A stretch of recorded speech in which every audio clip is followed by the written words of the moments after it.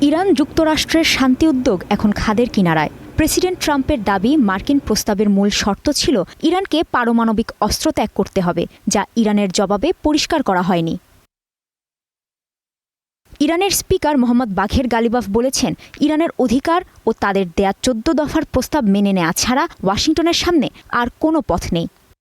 ইরানের সাথে একটি চুক্তিতে পৌঁছানোর জন্য যুক্তরাষ্ট্রের একমাত্র উপায় হল 14 দফা প্রস্তাবে বর্ণিত ইরানি জনগণের অধিকারগুলো মেনে নেওয়া। তা মেনে নেওয়া ছাড়া তাদের হাতে কোনো বিকল্প নেই। অন্য যে কোনো পন্থা সম্পূর্ণ নিষ্ফল হবে এবং তা কেবল একের পর এক ব্যর্থতায় বয়ে আনবে। ইরানের পরমাণু শক্তি সংস্থার প্রধান মোহাম্মদ ইসলামী সাফ জানিয়ে দিয়েছেন, পারমাণবিক প্রযুক্তি ও ইউরেনিয়াম সমৃদ্ধকরণ নিয়ে কোনো আলোচনা হবে না। এমনকি নতুন কোনো হামলা হলে 90% পর্যন্ত ইউরেনিয়াম সমৃদ্ধ করবে ইরান।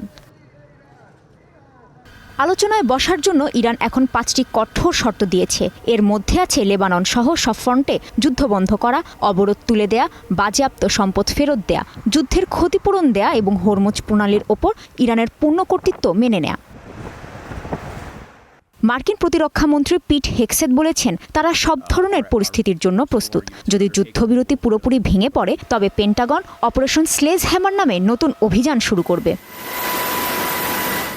বিশ্লেষকরা বলছেন, এই নতুন নাম দেওয়ার পেছনে ট্রাম্প প্রশাসনের কৌশল হল কংগ্রেসের অনুমোদন ছাড়া 60 দিনের জন্য আরও একটি যুদ্ধ শুরু করা। প্রেসিডেন্ট ট্রাম্প অবশ্য এখনই চুক্তির জন্য তাড়াহুড়ো করতে রাজি নন। তিনি মনে করেন, নৌ অবরোধের ফলে ইরানের আয়ের উৎস বন্ধ হয়ে যাচ্ছে, যা তেহরানকে শেষ পর্যন্ত নতি স্বীকার করতে বাধ্য করবে। কাজী শাহরিন, স্টার নিউজ।